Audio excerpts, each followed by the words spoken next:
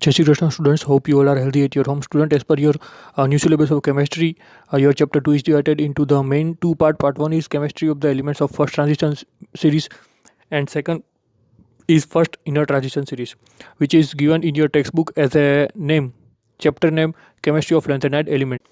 So today we will discuss about the first part of the chapter, chemistry of the elements of first transition series.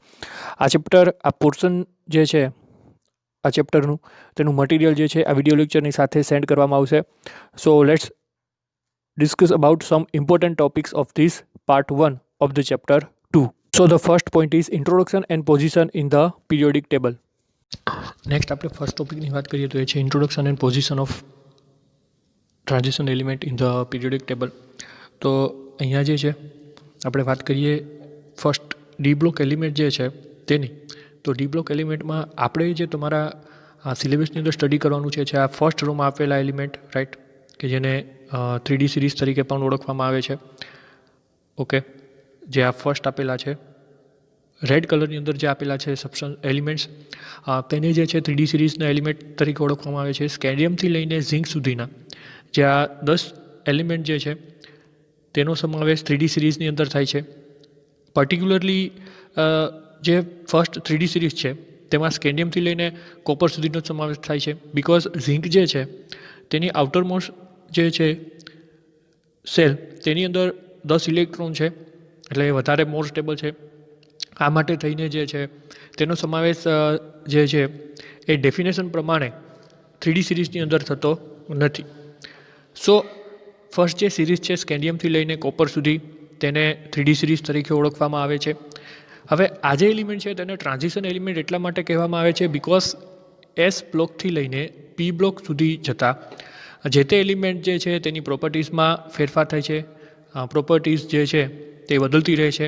આથી એસથી લઈને પી block તરફ તમે જ્યારે જાઓ છો ત્યારે જે પ્રોપર્ટી ટ્રાન્ઝિટ થાય છે તેના માટે થઈને આ બધા જે તત્વો છે તેને ટ્રાન્ઝિશન એલિમેન્ટ તરીકે ઓળખવામાં આવે છે. Okay, so there are 4 transition series in periodic table. The first transition series from scandium to copper જેને 3D series તરીકે ઓળખવામાં આવે છે. સેકન્ડ જે છે એ છે 4D series ytterium to silver. Third transition series છે 5D series જેને લેન્થેનમથી ગોલ્ડ સુધી, અને ફોર્થ જે ટ્રાન્ઝિશન સિરીઝ છે તેનો સમાવેશ થાય છે એક્ટિનમથી કોપરનિશિયમ સુધીનો, રાઈટ. સો નેક્સ્ટ આપણે વાત કરીએ હવે જો તેના જનરલ બેલેન્સ સેલ ઇલેક્ટ્રોનિક કન્ફિગ્રેશનની આપણે વાત કરીએ આ બધા એલિમેન્ટની, તો તેને રિપ્રેઝેન્ટ કરવામાં આવે છે n-1 D 1 to 10 NS 1 to 2. એટલે કે આ જે એલિમેન્ટ છે તેની ડી ઓર્બિટલમાં 3D સિરીઝની આપણે વાત કરીએ છીએ, ડી ઓર્બિટલની અંદર 1 થી લઈને 10 સુધી જે છે ઇલેક્ટ્રોન ફિલ થાય છે. આગળ જ્યારે આપણે તેની ઇલેક્ટ્રોનિક કન્ફિગ્રેશનની વાત કરીશું ત્યારે તેમાં જોશું. આ ઉપરાંત અહીંયા જે n-1 છે એ ઇનર સેલ માટે દર્શાવેલું છે, અને આ ડી ઓર્બિટલ જે છે તેમાં કેટલા, તો કે દે હેવ 1 to 10 ઇલેક્ટ્રોન્સ. અને જે એસ ઓર્બિટલ છે તે આઉટરમોસ્ટ સેલમાં કેટલા છે તો કે 1 કરતાં વધારે, રાઈટ. નેક્સ્ટ જો આપણે વાત કરીએ તો ઇલેક્ટ્રોનિક કોન્ફિગ્યુરેશનની, તો મેં જે અગાઉ વાત કરી તેમ કે આ જે છે તમે જોઈ રહ્યા છો એ તેની ઇલેક્ટ્રોનિક કોન્ફિગ્યુરેશન છે. અહીંયા જે આ આપેલા છે તત્વ બધા, જેમાં સ્કેન્ડિયમથી લઈને ટાઇટેનિયમ, વેનેડિયમ અને ઝિંક જે છે તેનો સમાવેશ થાય છે. કે એની અંદર તો કે અહીંયા જે છે સિરીઝના એટોમિક નંબર આપેલા છે, આ બધા એલિમેન્ટના નામ આપેલા છે, આ છે તેના સિમ્બોલ, અને આ છે તેની ઇલેક્ટ્રોનિક કોન્ફિગ્યુરેશન. તો અહીંયા તમે જોશો કે જેમ જેમ એટોમિક નંબર ઇન્ક્રીઝ થાય છે તેમ તેમ ઇલેક્ટ્રોન જે છે એ 3D સિરીઝની અંદર એક એક ઇલેક્ટ્રોન એડ થતો જાય છે. હવે તમે અહીંયા જોશો કે ક્રોમિયમ અને કોપર આ બંને જે છે તેના ઇલેક્ટ્રોનિક કોન્ફિગ્યુરેશનમાં જે છે થોડોક અપવાદ જોવા મળે છે. એવું શા માટે, તો કે the first transition series consists from scandium to zinc in a scandium 3D orbital filling up, and its electronic configuration is as given: argon 3d1 4s2. કીધેલું છે તેમ તેમ તમે જેમ જેમ સ્કેન્ડિયમથી ઝિંક તરફ આગળ વધો છો તેમ તેમ તેમાં ડી ઓર્બિટલ છે એક થતો જાય છે. પણ ઝિંક જે છે, રાઈટ, મેં અગાઉ વાત કરી તેમ ઝિંકને છે એ ટ્રાન્ઝિશન એલિમેન્ટ કહેવામાં નથી આવતું બિકોઝ તેનામાં કોઈ પાછળ ફિલ્ડ 3D ઓર્બિટલ નથી, બરાબર છે. તેની ઇલેક્ટ્રોનિક કોન્ફિગ્યુરેશનમાં 3d10 અને 4s2 જે છે એ તેની ઇલેક્ટ્રોનિક કોન્ફિગ્યુરેશન જોવા મળે છે. એવી જ રીતે મેં જેમ વાત કરી હતી ક્રોમિયમ અને કોપરની, તો Here, in the change in the observed configuration of chromium and copper, are clarified that half-filled or completely filled d orbitals are more stable than other d orbitals. તો આ માટે થઈને જે છે એ તમે જો જોયું હોય તો ક્રોમિયમ અને કોપર જે છે અહીંયા નીચે તેની જે ઓર્બિટલ છે તેમાં શું જોવા મળે છે તો કે આ પ્રકારની જે છે થોડા ચેન્જીસ જોવા મળે છે અથવા તો જે છે અપવાદ જોવા મળે છે. નેક્સ્ટ આપણે વાત કરીએ તો હવે 3D ઓર્બિટલની અંદર કેટલીક જે છે એ રિવર્સલ એનર્જી જોવા મળે છે તેની 3D અને 4s ઓર્બિટલમાં. તો ફર્સ્ટ જે છે સ્ક્રીનિંગ ઇફેક્ટ, જેને શિલ્ડિંગ ઇફેક્ટ તરીકે પણ ઓળખવામાં આવે છે. When the nucleus reduces its force of attraction on the valence electron due to the presence of electrons in the inner cell, this is known as screening effect. હવે જો આપણે simple એક વસ્તુથી અહીંયા સમજીએ કે કોઈ આ એક આ જે સ્ક્રીનિંગ ઇફેક્ટ થાય છે તેની આપણે વસ્તુ એક જે છે એક્ઝામ્પલથી આવી રીતના સમજી શકાય કે ભાઈ દાખલા તરીકે જે ન્યુક્લિયસ છે, હવે 3D સિરીઝમાં ન્યુક્લિયસની આપણે વાત કરીએ તો જો આ ન્યુક્લિયસ હોય, સપોઝ કે આ કોઈ આ ન્યુક્લિયસ છે બરાબર છે 3D સિરીઝના કોઈ એલિમેન્ટની, હવે તેની આ જે આઉટર મોસ્ટ છે તેને આપણે આ જે આઉટર મોસ્ટ સેલ છે તેને આપણે 4s કહી દઈએ અને જે આ ઇનર સેલ છે તેને આપણે કહી દઈએ 3D cell, right? Because electron જે છે એ 3D સેલમાં લાસ્ટમાં ભરાય છે, પહેલાં કેમાં ભરાય છે તો કે 4s ઓર્બિટલની અંદર. તો હવે આ જે 4s ઓર્બિટલની અંદર જે ઇલેક્ટ્રોન ફિલ થાય છે તેનું જે છે ન્યુક્લિયસ પ્રત્યે જેમ જેમ ન્યુક્લિયસ ચાર્જ વધે છે તેમ તેમ તેનું ફોર્સ ઓફ ઇલેક્ટ્રોન જે છે એ વધે છે કેના તરફ તો કે ન્યુક્લિયસ તરફ, રાઈટ? હવે થાય છે એવું કે અહીંયા જે છે જેમ જેમ 3D સિરીઝની અંદર, રાઈટ, આ 3D ઓર્બિટલ છે તેમાં જેવી રીતે ઇલેક્ટ્રોન એડ થતા જાય છે તેમ તેમ તે શું કરે છે તો કે આ જે 4s ઓર્બિટલના ઇલેક્ટ્રોન છે તેની વચ્ચે અને 3D ઓર્બિટલના ઇલેક્ટ્રોન વચ્ચે શું થાય છે તો કે રિપલ્સન થાય છે. પરિણામે એ ઘટના ઘટે છે કે આમની વચ્ચે રિપલ્સન થાય છે અને એવા પ્રયત્ન કરે છે કે ભાઈ મેક્સિમમ જે ન્યુક્લિયર ચાર્જ છે એ આ જે 4s ઓર્બિટલને મળે છે તે મળતો તેને અટકાવે છે. તો આ માટે થઈને આવી રીતને જે આ ઘટના બને છે કે જે આ ઇનર ન્યુક્લિયસ છે ઇનર સેલના જે ઇલેક્ટ્રોન છે તેને પ્રોટેક્ટ કરે છે, અથવા તો એક પ્રકારનું શિલ્ડિંગનું કામ કરે છે. તો આવી પ્રકારની જે ઇફેક્ટ છે તેને શું કહેવામાં આવે છે તો કે સ્ક્રીનિંગ ઇફેક્ટ એવું અથવા તો શિલ્ડિંગ ઇફેક્ટ જે છે એ કહેવામાં આવે છે.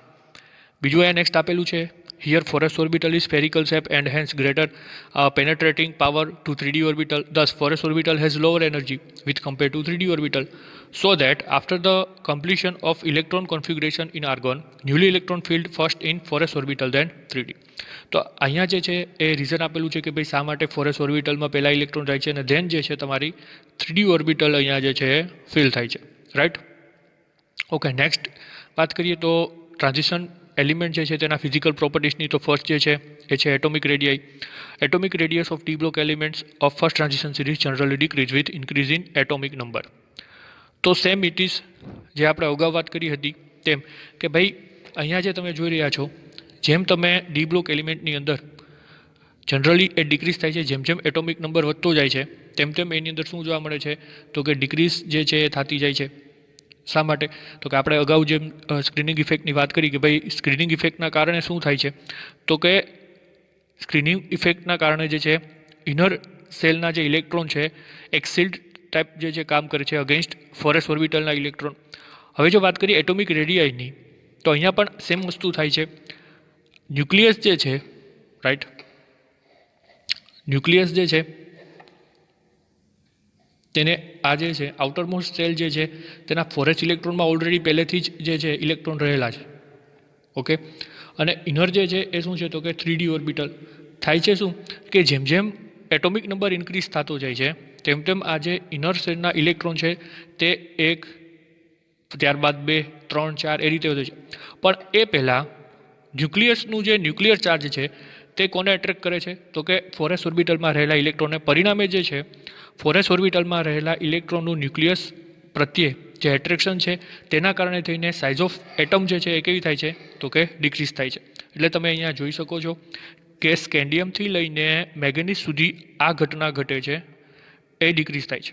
હવે થાય છે એવું કે જ્યારે Fe થી લઈને તો અહીંયા જે તમે જોઈ રહ્યા છો તેમ હવે Fe થી લઈને કોપર સુધી જે છે આ એટોમિક રેડિયસ કેવી રહે છે તો કે કોન્સ્ટન્ટ રહે છે. આવું થવાનું કારણ શું છે તો કે જેમ જેમ ઇલેક્ટ્રોન એડ થતા જાય છે તેમ તેમ 3D ઓર્બિટલ શું કરે છે તો કે જે 4s ઓર્બિટલના આઉટરમોસ્ટ ઇલેક્ટ્રોન છે તેમની વચ્ચે રિપલ્સન જે છે એ થવા લાગે છે અને પરિણામે જે છે કેવું થઈ જાય છે તો કે જે ન્યુક્લિયર ચાર્જ છે અને જે ફોર્સ ઓફ એટ્રેક્શન છે એ લગભગ ઇક્વલ કન્ડિશનમાં આવી જાય છે. એટલે જે એટોમિક રેડિયસ છે તેની વેલ્યુ લગભગ જે છે એ કોન્સ્ટન્ટ જેવી થઈ જાય છે.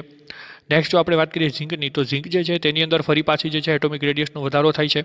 જેમ અહીંયા આપેલું છે તેમ here from scandium to manganese atomic radii is decrease because nuclear charge increase with atomic number. From iron to copper it remains constant while the atomic radius of zinc is higher than copper. It is common in each transition series. તો each transition series જે છે તેની અંદર આ વસ્તુ જોવા મળે છે દરેક ટ્રાન્ઝિશન સિરીઝમાં, રાઈટ. હવે જો આપણે વાત કરીએ ionic રેડિયાની, so the elements of first transition series are less compared to the parent element. As the nuclear charge increase, the ionic radii decrease. This is due to fact that with the increase of nuclear charge, the incoming electrons enter in a inner d orbital. So therefore is a gradual decrease in ionic radii when the oxidation state changes from +2 to +3. હવે જો આપણે ionic રેડિયાની વાત કરીએ તો અહીંયા તમે જોઈ શકો છો કે જેમ જેમ તમે સ્કેડિયમથી લઈને ઝિંક સુધી જાઓ છો, રાઈટ, અહીંયા બાજુમાં તેની ઓક્સિડેશન સ્ટેટ આપેલી છે કે આ ઓક્સિડેશન સ્ટેટની અંદર જો તમે જોશો તો શું જોવા મળે છે તો કે આયોનિક રેડિયસ છે તેમાં જે છે એ ઘટાડો જોવા મળે છે, રાઈટ. આયોનાઇઝેશન પોટેન્શિયલ અથવા તો આયોનાઇઝેશન એનર્જીની આપણે વાત કરીએ ડી બ્લોક એલિમેન્ટમાં, તો the ionic potential of the D block element of first transition series have been intermediate between S and P block elements. તો આયોનિક પોટેન્શિયલ જે છે એ ડી બ્લોક એલિમેન્ટનું જે ફર્સ્ટ ટ્રાન્ઝિશન સિરીઝ છે તેમનું કેના વચ્ચે હોય જોવા મળે છે તો કે કેમની વચ્ચે, તો કે એસ અને પી બ્લોક એલિમેન્ટની વચ્ચે જે છે ઇન્ટરમીડિયેટ જે છે એ આવેલું છે. એનો મતલબ એવો થાય છે કે તે જે છે એસ બ્લોકના એલિમેન્ટ કરતાં કેવા છે તો કે less electropositive. The ionic potential of the D block element of first transition element of first transition series generally increase with atomic number. હવે જે ફર્સ્ટ ટ્રાન્ઝિશન સિરીઝ છે તેની અંદર જે છે આયોનિક પોટેન્શિયલ જે છે એ કેવું થાય છે તો કે જેમ જેમ એટોમિક નંબર વધે છે તેમ તેમ તેમાં જે છે એ વધારો જોવા મળે છે. અહીંયા જે ટેબલ આપેલું છે તેમાં તમે જોઈ શકો છો કે જે આયોનાઇઝેશન પોટેન્શિયલ જે છે એ સ્કેન્ડિયમથી લઈને ઝિંક સુધીના જે કાંઈ તત્વો જે છે તેની આયોનાઇઝેશન પોટેન્શિયલ જે છે એ કિલો જૂલ પર મોલમાં આપેલી છે. The cause is that with increase in atomic number, the nuclear charge increase which is able to pull the electron cloud towards the nucleus. So more energy requires removing the electrons. એટલે કે અહીંયા જેમ વાત કરેલી છે તેમ કે ભાઈ આયોનાઇઝેશન પોટેન્શિયલની વેલ્યુ વધે છે, એના કારણે શું થાય છે તો કે જે એટોમિક નંબર જેમ જેમ વધે છે તેમ તેમ ન્યુક્લિયર ચાર્જ પણ વધે છે અને આના પરિણામે જે છે એ શું કરે છે તો કે ઇલેક્ટ્રોન ક્લાઉડ જે છે તેને પોતાનું ન્યુક્લિયસ છે એ પોતાની તરફ એટ્રેક્ટ કરે છે અને આના પરિણામે જે છે એ મોર એનર્જી જે છે તેની જરૂર પડે છે to removing the electron. Ionic potential of the elements from scandium to chromium and from iron to copper are very close to one another. જો આયોનિક પોટેન્શિયલની વાત કરીએ સ્કેન્ડિયમથી લઈને ક્રોમિયમ સુધી અને આયનથી લઈને કોપર સુધી જે છે એ ખૂબ જ એકબીજાની નજીક જોવા મળે છે. Here value of chromium and copper are sufficiently higher than those neighbours on the left as well as right. બીજું જો આપણે વાત કરીએ તો જે વેલ્યુ છે ક્રોમિયમ અને કોપરની તે જે આ વેલ્યુ છે કેવી જોવા મળે છે તો કે તેના જે નેબરિંગ્સ એલિમેન્ટ જે છે લેફ્ટ સાઈડ અને રાઇટ સાઈડ તેના કરતાં વધારે જોવા મળે છે. મેટલ કંડક્ટિવિટી અથવા તો ધાતુ વાહકતા all the transition element possess metallic character like conductivity of heat and electricity due to the presence of free mobile electrons in a metallic bonding and therefore all these elements are metal. જો આપણે 3D સિરીઝની વાત કરીએ અથવા તો આ transition એલિમેન્ટની વાત કરીએ તો તે મોટાભાગના મેટાલિક કેરેક્ટરિસ્ટિક ધરાવે છે જેવી કે કંડક્ટિવિટી ઓફ હીટ, ઇલેક્ટ્રિસિટી. શાને કારણે તો કે જે મેટાલિક બોન્ડિંગની અંદર જે ફ્રી મોબાઈલ ઇલેક્ટ્રોન્સ રહેલા છે તેના કારણે, અને આ માટે થઈને આ બધા એલિમેન્ટ કેવા છે તો કે મેટલ્સ છે. This elements are hard and brittle exception mercury is liquid and soft. હવે આ મોટાભાગના જે એલિમેન્ટ છે એ કેવા છે તો કે સખત છે અને જે છે મજબૂતાઈ ધરાવે છે. એક્સેપ્શન એટલે કે મર્ક્યુરીને બાદ કરતાં જે મોટાભાગના છે એ સોલિડ ફોર્મમાં છે. મર્ક્યુરી એકમાત્ર જે છે લિક્વિડ ફોર્મમાં છે અને નરમ જે છે જોવા મળે છે. કોપર, સિલ્વર અને ગોલ્ડ જે છે CuAgNaU એટલે કે કોપર, સિલ્વર અને ગોલ્ડ જે છે એ શું દર્શાવે છે તો કે અપવાદ રૂપે જે છે આ કોપર, સિલ્વર અને ગોલ્ડ જે છે એ અપવાદ રૂપે વિદ્યુત અને થર્મલ વાહકતા ખૂબ જ ઊંચી જે છે એ વિદ્યુત અને થર્મલ વાહકતા દર્શાવે છે. Besides in conductivity of transition elements oxides are also observed in some cases. આ ઉપરાંત જો આપણે વાત કરીએ તો કેટલાક જે ઓક્સાઇડ જે છે ટ્રાન્ઝિશન એલિમેન્ટના એ પણ જે છે આ પ્રકારની જે છે એ કન્ડક્ટિવિટી જે છે એ દર્શાવે છે, રાઈટ. એટલે કે જે ટ્રાન્ઝિશન એલિમેન્ટના ઓક્સાઇડ છે તે પણ આ પ્રકારની કેટલીક જે છે કન્ડક્ટિવિટી જે છે આ ટ્રાન્ઝિશન એલિમેન્ટના ઓક્સાઇડમાં જોવા મળેલી છે. નેક્સ્ટ જો આપણે વાત કરીએ તો મેલ્ટિંગ પોઈન્ટ અને boiling point. Due to strong metallic bonding D block elements have higher melting and boiling point than S block elements. તો સ્ટ્રોંગ મેટાલિક બોન્ડિંગના કારણે જે છે એ ડી બ્લોકના એલિમેન્ટ વધારે જે છે એ મેલ્ટિંગ પોઈન્ટ અને બોઇલિંગ પોઈન્ટ દર્શાવે છે કેના કમ્પેરિઝનમાં, તો કે એસ બ્લોકના એલિમેન્ટની કમ્પેરિઝનમાં. ઇન 3D સિરીઝની જો આપણે વાત કરીએ કે 3D સિરીઝમાં જે છે એ મેલ્ટિંગ પોઈન્ટમાં છે વધારો જોવા મળે છે ફ્રોમ સ્કેન્ડિયમ ટુ વેનેડિયમ, અને ત્યારબાદ જે છે તેમાં ઘટાડો જોવા મળે છે from iron to zinc. Manganese જે છે તેના મેલ્ટિંગ પોઈન્ટ જે છે સૌથી ઓછા છે કોની કમ્પેરિઝનમાં, તો કે ધોસ ઓફ ક્રોમિયમ અને iron, right. In general greater in the number of electrons, stronger is the metallic bonding and hence greater is the melting point. તો નંબર ઓફ ઇલેક્ટ્રોન જેમ વધારે હશે તેમ મેટાલિક બોન્ડિંગ જે છે તે પણ વધારે હશે, અને આના કારણે જે છે મેલ્ટિંગ પોઈન્ટ કેવા હોય છે તેમના, તો કે વધારે હોય છે. In first transition series up to chromium the melting point increase because increase in unpaired electron, then melting point decrease with decrease in unpaired electrons.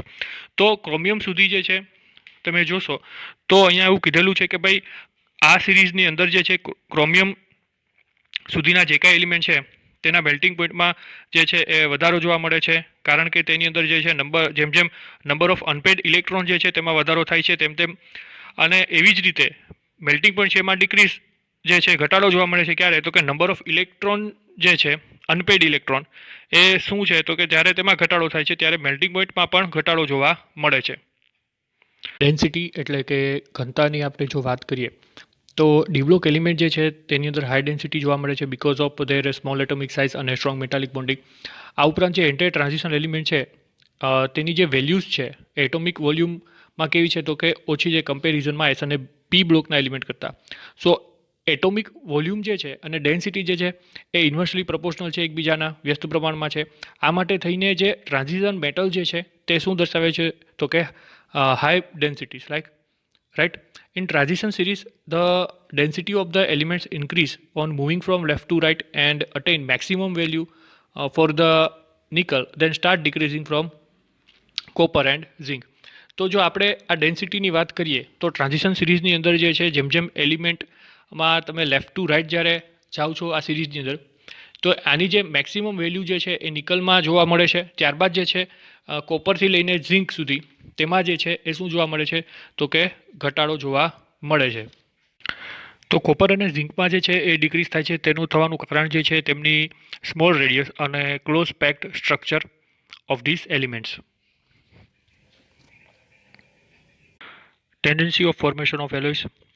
મિશ્ર ધાતુઓ બનાવવા પ્રત્યેનું વલણ જે છે એ આ ટ્રાન્ઝિશન સિરીઝના એલિમેન્ટ્સ છે દર્શાવે છે. હવે પહેલાં તો એ આપણે જોઈએ કે ભાઈ એલોયસ એટલે શું. It is a combination of metals or metals combined with one or more other elements. જ્યારે કોઈ મેટલ જે છે એ એક કરતાં વધારે જે મેટલ સાથે કમ્બાઇન થઈને જે ધાતુ બનાવે છે તેને મિશ્ર ધાતુ એટલે કે એલોયસ તરીકે ઓળખવામાં આવે છે. As the D block elements have same atomic sizes they can easily take up position of another, this cause alloy formation. તો જે ડી બ્લોકના એલિમેન્ટ છે તેને એટોમિક સાઇઝીસ કેવી છે, તો કે લગભગ સમાન છે. આના કારણે થઈને જે છે એ ખૂબ જ સરળતાથી જે છે મિશ્ર ધાતુઓ બનાવી શકે છે. For example chromium, vanadium, manganese are used in a formation of alloys. Some transition metals are from alloys with some non transition metals also. તો કેટલાક જે છે ટ્રાન્ઝિશન મેટલ અન્ય જે છે નોન ટ્રાન્ઝિશન મેટલ સાથે પણ કમ્બાઈન થઈને મિશ્ર ધાતુઓ બનાવે છે. જો આપણે એક્ઝામ્પલની વાત કરીએ તો બ્રોન્ઝ જે છે તેની અંદર કોપર અને ટીન જે છે તેનો સમાવેશ કરીને બ્રોન્ઝ બનાવવામાં આવે છે. ગન મેટલ જે છે તેમાં કોપર, ઝિંક અને ટીન જે છે તેની મદદથી તે બનાવવામાં આવે છે. આ ઉપરાંત પ્યોર ગોલ્ડ જે છે તેની અંદર કોપર અથવા તો કેડમિયમ જે છે તેનો ઉપયોગ થાય છે. અને સ્ટીલની વાત કરીએ તો તે iron, chromium, manganese. Catalytic properties હોય. કેટાલિસ્ટ એટલે એવા પદાર્થો છે કે જે કોઈપણ પ્રક્રિયાની અંદર કોઈપણ કેમિકલ રિએક્શન જ્યારે થાય છે તેમાં એડ કરવામાં આવે છે ત્યારે તે પ્રક્રિયાનો દર જે છે વધારો કરે છે without any permanent change in the chemical properties, right. So catalytic પ્રોપર્ટીઝની આપણે વાત કરીએ તો જે ઘણા ખરા ટ્રાન્ઝિશન એલિમેન્ટ છે એ શું દર્શાવે છે તો કે variety of transition metal compound specially their oxide exhibit remarkable catalytic properties and are wonderful and effective catalyst for hydrogenation, oxidation, dehydration etcetera. તો ઘણા ખરા જે ટ્રાન્ઝિશન એલિમેન્ટ છે એ શું દર્શાવે છે તો કે તેના જે ખાસ કરીને ઓક્સાઇડ જે છે એ આ કેટાલિક પ્રોપર્ટી છે તે ની અંદર જે છે તેનો કેટાલિસ્ટ તરીકે કોઈ પણ કેટલીક પ્રક્રિયાઓ જેવી કે હાઇડ્રોજનેશન, ઓક્સિડેશન, ડિહાઇડ્રેશન એ બધામાં શું થાય છે તો કે એઝ એ કેટાલિસ્ટ તેનો ઉપયોગ કરવામાં આવે છે. ત્યારે catalytic properties of transition metal are mainly due to the following reaction. First પેલું જે છે એ છે તેનામાં રહેલી presence of vacant d orbital, જે ખાલી ડી ઓર્બિટલ રહેલી હોય છે તેના કારણે. બીજું તો કે tendency to exhibit variable oxidation state, જે ટ્રાન્ઝિશન મેટલ છે તેમાં વેરિયેબલ ઓક્સિડેશન સ્ટેટ જોવા મળે છે. ત્રીજું જે છે એ છે ability to form high energy reaction intermediate with reactant, right. જે હાઈ એનર્જી રિએક્શન છે કોઈ પણ તે ફોર્મ કરે છે એઝ એ ઇન્ટરમીડિયેટ થઈને રિએક્ટન્ટની સાથે. અને ફોર્થ જે છે એ છે presence of defect in their crystal lattice, તો તેમના જે ક્રિસ્ટલ લેટાઇસ છે તેમાં જોવા મળતી ડિફેક્ટને કારણે. નેક્સ્ટ જો આપણે વાત કરીએ તો કેટલાક કેટાલિક પ્રોપર્ટીઝ જે છે ટ્રાન્ઝિશન મેટલના એ નીચે છે. Some examples of catalytic properties of transition metals are finely divided nickel અને પેલેડિયમ જે છે તેનો ઉપયોગ થાય છે કેટાલિસ્ટ તરીકે હાઇડ્રોજનેશન ઓફ અનસેચ્યુરેટેડ ઇથિલિન કમ્પાઉન્ડ્સમાં. ઝિગ્લરનાટા ઉદ્દીપક જે છે તેનો ઉપયોગ થાય છે મેન્યુફેક્ચર ઓફ પોલિથીનમાં. મેંગેનીઝ ડાયોક્સાઇડ છે તેનો ઉપયોગ થાય છે કેટાલિસ્ટ તરીકે ડીકમ્પોઝિશન ઓફ હાઇડ્રોજન પેરોક્સાઇડના સોલ્યુશનમાં for preparation of oxygen. Next આપણે વાત કરીએ તો હિમોગ્લોબિન જે છે એ લાર્જ મોલેક્યુલ કે જે Fe+2 કન્ટેન કરે છે અથવા તો એ ધરાવે છે, જે કેટાલિસ્ટ તરીકે વર્તે છે રેસ્પિરેશનમાં. પ્લેટિનમ બ્લેક જે છે તેનો ઉપયોગ થાય છે કેટાલિસ્ટ તરીકે ઇન ધ પ્રિપરેશન ઓફ મિથેનોલમાં. અને લાસ્ટ જે છે ફેન્ટન્સ રિએજન્ટ, જેનો ઉપયોગ થાય છે ઓક્સિડેશન ઓફ આલ્કોહોલ ટુ આલ્ડિહાઇડ્સમાં. તો આ રીતે જે છે અલગ અલગ જે છે એ કેટાલિટિક પ્રોપર્ટીઝ ધરાવે છે. નેક્સ્ટ આપણે વાત કરીએ મેગ્નેટિક પ્રોપર્ટીઝની, તો લેન્થેનાઇડ એલિમેન્ટની અંદર તમે ઓલરેડી જે મેગ્નેટિક પ્રોપર્ટીઝ વિશે ભણી ચૂક્યા છો. સેમ એઝ ઇટ ઇઝ અહીંયા પણ જે છે એ the magnetic properties associated with the spinning of electron. The spin and revolution of an electron create a magnetic field around it and behave as a small magnet. તો આપણે ત્યારે પણ વાત કરી હતી કે જ્યારે જે ઇલેક્ટ્રોન જે છે રાઈટ તેના એક તો સ્પિનને કારણે અને બીજું તેના રિવોલ્યુશનને કારણે જે છે કોઈ પણ ઇલેક્ટ્રોન જે છે એ મેગ્નેટિક ફિલ્ડની અરાઉન્ડ જે છે એ પોતે સ્મોલ મેગ્નેટ તરીકે વર્તે છે. If a magnetic field is applied there are two main types of substance. હવે આ જો મેગ્નેટિક ફિલ્ડને એપ્લાય કરવામાં આવે છે, if magnetic field is applied there are two main types of substance જોવા મળે છે. પેરામેગ્નેટિક એટલે કે અનુચુંબકીય. When external magnetic field applied on the substance attracted toward the applied magnetic field which is known as the paramagnetic substance. તો એવા substance કે જે મેગ્નેટિક ફિલ્ડ પ્રત્યે એટ્રેક્ટ થાય છે અને તેમાં જે છે અનપેડ ઇલેક્ટ્રોન જોવા મળે છે, તો આવા સબસ્ટન્સને છે પેરામેગ્નેટિક સબસ્ટન્સ કહેવામાં આવે છે, રાઈટ. અનુચુંબકીય પદાર્થો. This substances loss their magnetism on removing the applied magnetic field, for example Cu+2, O2 etc. તો આવા જે સબસ્ટન્સ છે તેના કેટલાક એક્ઝામ્પલ આપેલા છે, લાઈક Cu+2 છે, O2. Diamagnetic substance, when external magnetic field applied on the substance, that substance repel to the applied magnetic field which is known as the diamagnetic substance.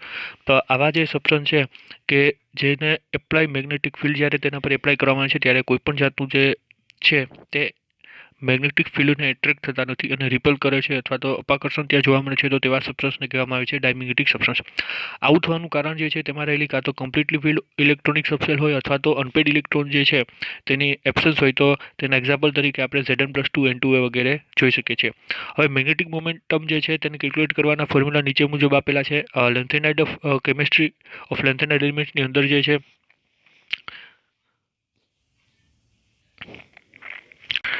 Chemistry of લેન્થેનાઇડ એલિમેન્ટની અંદર તમે આ જે છે બધા ફોર્મ્યુલા જોઈ લીધા છે કે કઈ રીતે ફોર્મ્યુલા આવે છે.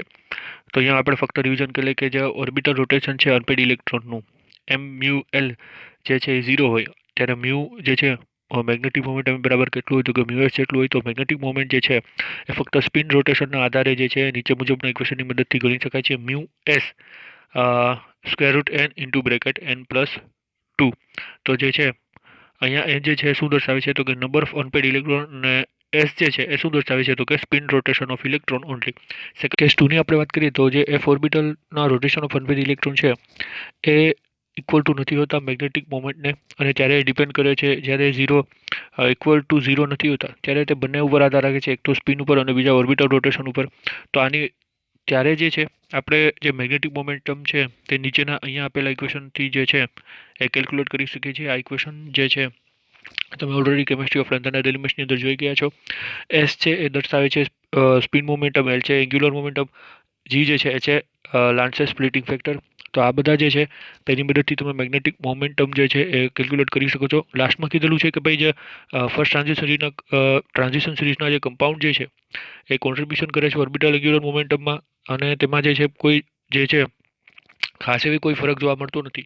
આના કારણે જે મેગ્નેટિક મોમેન્ટ જે છે એ કેના ઉપર નંબર રાખે છે, તો કે મોસ્ટ ઓફ જે મેગ્નેટિક મોમેન્ટ છે અનપેડ ઇલેક્ટ્રોન્સ જે છે તેની મદદથી કેલ્ક્યુલેટ કરવામાં આવે છે. એટલે અહીંયા જે છે સ્પિન ઓર્ડરલી ફોર્મ્યુલાનો જ ઉપયોગ કરવામાં આવે છે અને L ઇઝ ઇક્વલ ટુ 0 લઈ અને નીચેના ઇક્વેશનની મદદથી જે છે એ મેગ્નેટિક મોમેન્ટમ કેલ્ક્યુલેટ કરી શકાય છે. In terms of the number of unpaired electron, S is equal to n/2. આજે અહીંયા ઇક્વેશન આપેલું છે એ અહીંયા કીધેલું છે કે ભાઈ અનપેડ ઇલેક્ટ્રોન જે છે જેમ ઇન્ક્રીઝ થાય છે તેમ મેગ્નેટિક મોમેન્ટ પણ જે છે ઇન્ક્રીઝ થાય છે, અને તેને કેલ્ક્યુલેટ કરી અને જે એક્સપેરિમેન્ટલી વેલ્યુ મળેલી છે આપણને તેની સાથે તેને કમ્પેર કરવામાં આવે છે. નેક્સ્ટ વાત કરીએ સ્પેક્ટ્રલ પ્રોપર્ટીઝની. તો જેમ લેન્થેનાઇડ એલિમેન્ટ જે છે એ કલરિંગ પ્રોપર્ટીઝ ધરાવે છે, એવી જ રીતે 3D સિરીઝના કેટલાક મેમ્બર પણ જે છે એલિમેન્ટ તે પણ કલર પ્રોપર્ટીઝ ધરાવે છે. When white light falls on a transition metal compounds, they absorb some portion of light and remaining portion of light is transmitted by the compounds. તો જ્યારે વ્હાઇટ લાઇટ જે છે એ ટ્રાન્ઝિશન મેટલ પર પડે છે ત્યારે કેટલાક જે છે પોર્શન ઓફ લાઇટ જે છે એ તે એબ્ઝોર્બ કરે છે, અને બાકીનો પોર્શન જે છે લાઇટનો એ શું થાય છે તો કે ટ્રાન્સમિટેડ થાય છે by the compounds. Here the color of absorbed light and transmitted light are different from the each other. So the color of transmitted light is called complementary color of absorbed light. તો અહીંયા જે છે જે light colour જે છે એ લાઇટનો absorb કરવામાં આવે છે, ટ્રાન્સમિટેડ થાય છે, એ કેવા હોય છે તો કે બંને એકબીજાથી ડિફરન્ટ હોય છે. અને આ જે કલર ઓફ ટ્રાન્સમિટેડ લાઇટ જે છે તેને કહેવામાં આવે છે complimentary colour of absorb light, right. In the transition matter electron from lower energy D orbital is excited to the higher energy D orbitals. તો જેમ આપણે લેન્થેનાઇડની વાત કરી હતી, અહીંયા પણ જે છે ઇલેક્ટ્રોન શું થાય છે તો કે લોઅર એનર્જી ડી ઓર્બિટલથી લઈને હાયર એનર્જી ડી ઓર્બિટલની અંદર જે છે ટ્રાન્ઝિટ થાય છે. So when electron transition occur from one energy level E1 to E2 as a result absorption of radiation at frequency mu which corresponding to the Planck equation. તો આ રીતે જે છે જનરલી આપણે જોઈએ તો કેટલાક જે છે 3D સિરીઝના એલિમેન્ટ છે એ પણ કલર પ્રોપર્ટી શો કરે છે. Generally the frequency of the absorb light is determined by the nature of ligand. When water molecule are ligands in aqueous solution colour of. તો અહીંયા જે છે નીચેની તરફ કેટલાક એક્ઝામ્પલ આપેલા છે, જેમ કે હેક્ઝા એક્વા ટાઇટેનિયમ 3 આયન જે છે એ શું દર્શાવે છે તો કે ગ્રીન કલર એબ્ઝોર્બ કરે છે રેડિયેશનનું અને ટ્રાન્સમિટ થાય છે પર્પલ કલરના રેડિયેશનમાં. એવી જ રીતે હેક્ઝા એક્વા મેંગેનીઝ 3 આયન જે છે એ શું દર્શાવે છે તો કે પેલ પિંક કલર દર્શાવે છે.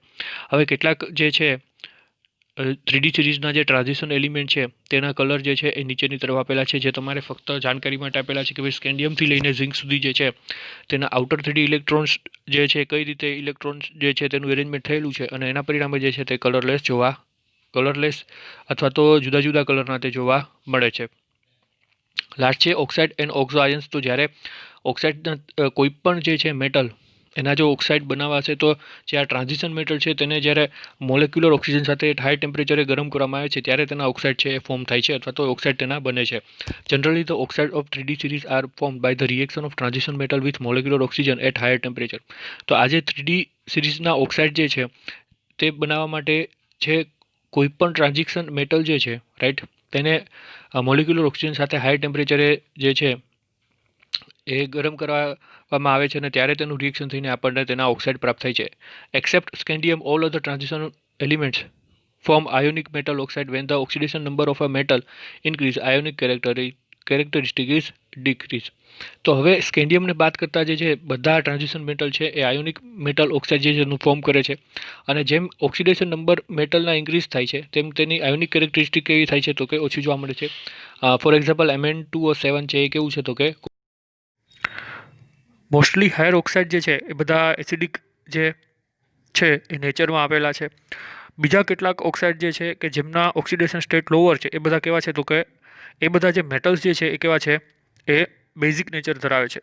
ઓકે, બીજું લાસ્ટમાં એવું કીધેલું છે કે જે ઇન્ટરમીડિયેટ ઓક્સિડેશન સ્ટેટ જેમની છે એવા બધા ઓક્સાઇડ કે છે એ કેવા છે તે કે એમ્ફોટેરિક એટલે એવા ઓક્સાઇડ કે જે સોલ્ટ અને વોટરની રિએક્શનની અંદર જે છે એસિડ અથવા તો બેઝના સ્વરૂપમાં શું કરે છે તો કે કાર્ય જે છે એ કરી શકે છે.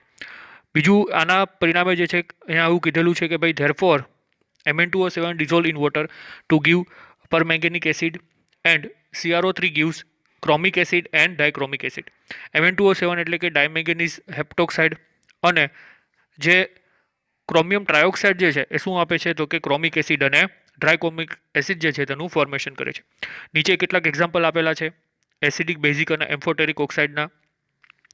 આપણે તેમાંના જે કેટલાક મહત્વના એક્ઝામ્પલ છે તે જોઈએ તો ફર્સ્ટ જે છે એ છે વેનેડિયમ પેન્ટોક્સાઇડ, રાઈટ. પછી આપણે ખબર છે તેમ સેકન્ડ જે છે એ છે ક્રોમિયમ ટ્રાયોક્સાઇડ, થર્ડ જે છે એ છે ડાયમેંગેનીઝ હેપ્ટોક્સાઇડ. એવી જ રીતે બેઝિક ઓક્સાઇડની આપણે વાત કરીએ તો ફર્સ્ટ જે છે એ છે સ્કેન્ડિયમ ઓક્સાઇડ, સેકન્ડ જે છે એ છે titanium oxide, right, manganese oxide અને તેના પછી છે એ છે આયર્ન ઓક્સાઇડ. એવી જ રીતે એમ્ફોટેરિક ઓક્સાઇડની આપણે વાત કરીએ તો ટાઇટેનિયમ ડાયોક્સાઇડ, સેકન્ડ જે છે એ છે ક્રોમિયમ ઓક્સાઇડ અને થર્ડ જે છે એ છે manganese dioxide. So this are the different examples of sum acidic, basic and amphoteric oxides. Generally, oxides are insoluble in water. Basic and amphoteric oxide dissolve in a non-oxidizing acids like HCl and form hydrated ions. તો જે મોટાભાગના oxide જે છે એ પાણીની અંદર કેવા છે તો કે ઇન્સોલ્યુબલ છે, પણ બેઝિક અને એમ્ફોટેરિક ઓક્સાઇડ જે છે એ નોન ઓક્સિડાઇઝિંગ એસિડ જેવા કે હાઇડ્રોક્લોરિક એસિડની અંદર જે છે એ ડિઝોલ્વ થાય છે અને હાઇડ્રેટેડ આયન જે છે તેનું ફોર્મેશન કરે છે. Students, this is the end of this part 1. જો તમે સ્ટડી કર્યું હશે તો મોટાભાગના જે આ ચેપ્ટરનો પાર્ટ 1 જે છે એ અને પાર્ટ 2 જે છે બંનેના ઘણા ખરા ટોપિક્સ જે છે એ સેમ છે. So this is the end of all the topics of the chapter 2. Take care. જય શ્રી કૃષ્ણ અને best of luck for the Students, this is the end of all the topics of chapter 2. Chemistry of length and elements અને chemistry of first transition series જે છે તેના મોટા ભાગના જે topics છે એ સેમ જ છે. તો અહીંયા જે છે આ ચેપ્ટર 2 જે છે એ કમ્પ્લીટ થાય છે. Best of luck for the exam. Take care. જય શ્રી કૃષ્ણ.